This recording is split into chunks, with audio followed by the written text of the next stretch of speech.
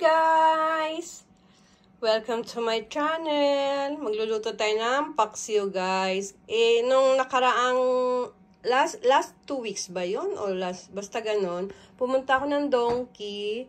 May nabili akong bangus. Yung ganito guys, di ba meron tayong ganyan? Ayan, bangus na, marinate na siya. Pero ang gagawin ko, ipapaksiw ko yung isang ganon, tapos yung isa piprito ko. Yan yung mga halo natin guys. Later!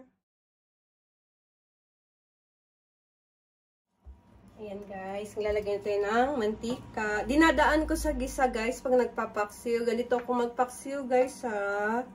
Minsan naman, depende sa isda. Pero mas masarap siya pag dinadaan sa ano guys. Dinadaan siya sa gisa. Ayan. Painitin lang natin. Tapos, lagyan natin yung bawang. Hindi natin susunugin yung bawang, guys, ha.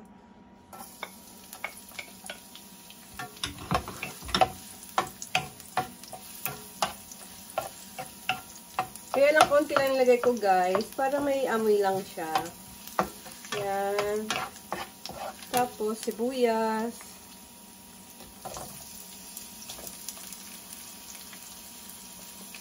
Kasi pag hindi ko yan maluto guys, may stock up lang yan sa ref.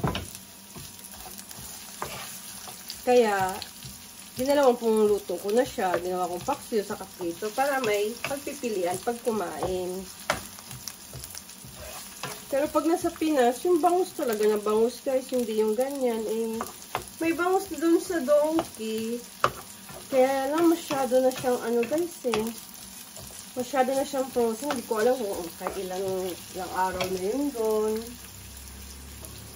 Ano ko na ito sibuyas ko. Lalagyan natin yung luya.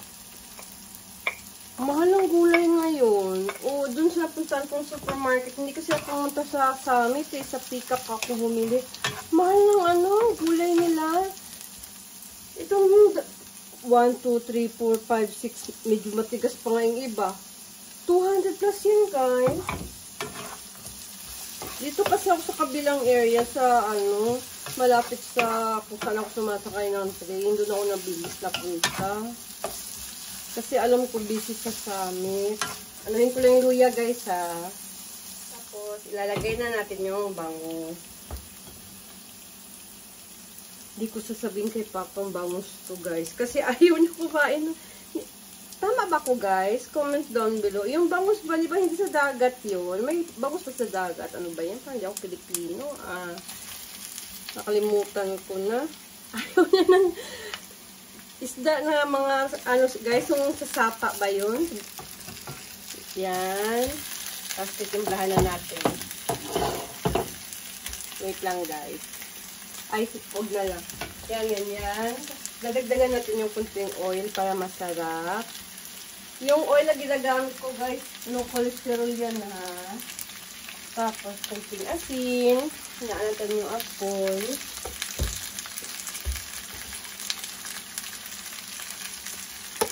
And then, suka.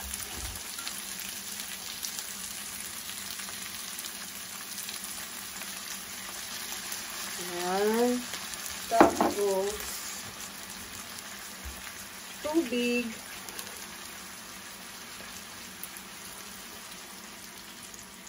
Dami-dami natin yung sabaw, guys. Dapat sa ako magluluto, guys, sa kaldero, yung maliit. Kaya hindi makikita pag nag-video, diba? Yan. Tapos, sugar. Nagsusugar din ba kayo, guys? Pag nagluluto ng, paksiw. Ay, bilat ka ba? Sorry. Asukal. Kahit mga ganyan, guys. Ay, marami na. Sorry, guys. Sorry sa bad word. Sorry. Tapos, lalagay na natin yung okra. Di na ako nagbibetchin guys ha, kung matagal na kayo nanonood sa luto-lutuan ko. Di na talaga ako nagbibetchin, matagal na. Tapos lalagyan natin yung talong. Tapos papakuluan na natin siya, guys. Saglit lang yan maluto. Yan. Sarap yan sa kanin. Dahil day off naman natin ngayon, guys. Iwas muna tayo sa diet. Charot! Yan. Pakuluan muna natin yan, guys. Lagyan natin yung, guys, yung pritong bangus. Pagsabay natin iluto. Para makapahinga ng maga. Natatakot ako, guys, kasi tumatalsik yung bangus, diba? Yan. Lalagay na natin. Huwag ka tumalsik, oh. Hirap pa naman mawalang piglat ng paso. Ayan na siya, guys. diba? Ayan, gusto.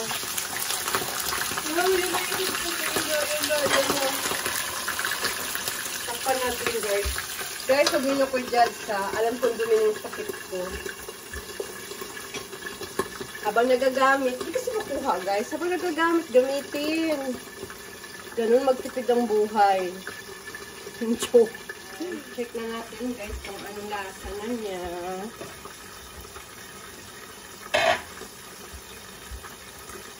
Guys, pasensya sa isang takip ko, marumi ha. Ayan, medyo nag-ano na siya.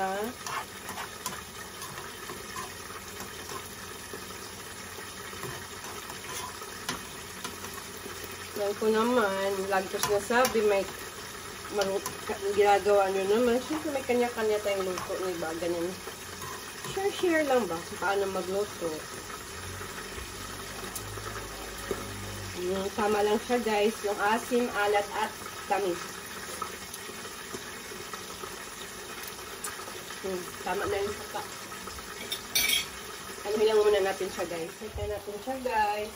Yan, luto na